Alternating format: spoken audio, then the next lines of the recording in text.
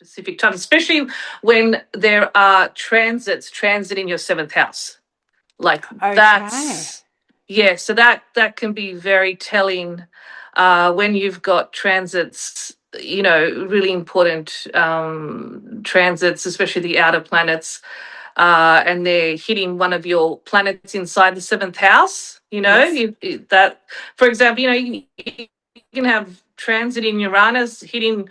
Gosh, if you've got the moon in your seventh house, that could be quite sudden change, or you Mm. know, or if you've got Saturn transiting in your seventh house, that could be a wake up call, Yes. I was a just thinking that reality that's a check. wake-up call to who you're with, who you should be with, Yes, what lessons you're learning in your relationships, what you want and what you don't want in a relationship. exactly. So it's just So seventh house is quite important in relationships, isn't it? But really, Mm. it's about the whole chart and all the houses and how the seventh house relates to all the houses. Right. So I just think relationships are the quickest way for us to help us evolve closer to God, really. Oh my Yeah. gosh. I'm loving this. I You're can bringing get out the quite big guns. I Very can get deep. quite ethereal. Yeah, well, you are a Pisces, so we're already Yes. connecting Oh, to the divine here. yes. And speaking of Pisces, look what I found. Look at this. I don't know. Isn't this the coolest thing you've ever seen?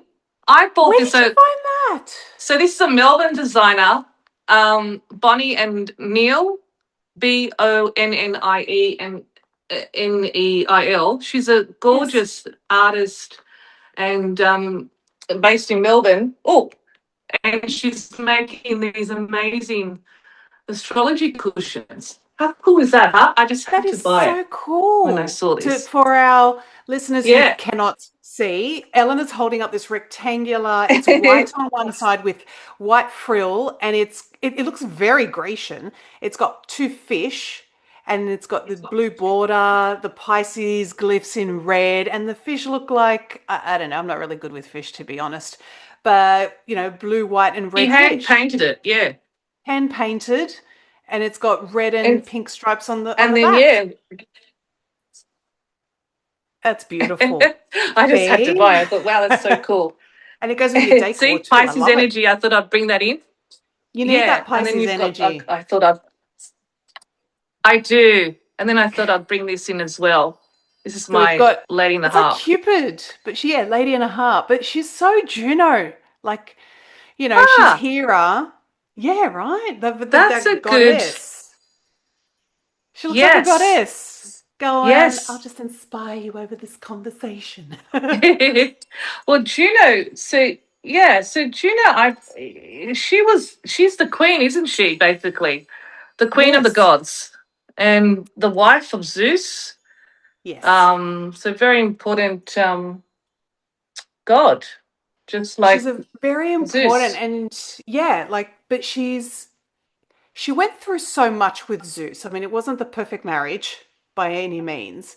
So, Yeah, she yeah. pretty much swallowed her anger and it came out in other Mm, ways. She's like the archetype of commitment, loyalty, and partnership agreements. But she was mm, expecting, she got into this marriage because she had to. She didn't really want to marry him, but out of mm, obligation and what do people say, so to speak. She mm-hmm, marries mm-hmm. him, and then this guy's like, "Oh, I got a queen next to me. I'm just going to go and bet everything that I can. Doesn't matter. It has two legs, three legs, whatever." And he did. And she was like, "Hang on. I'm married to this guy, and he still has fun, and I can't have my fun." And so she started getting revenge, like tying him down and humiliating him. And so we see that in our relationships, she's also about, do we get that equal mutual respect?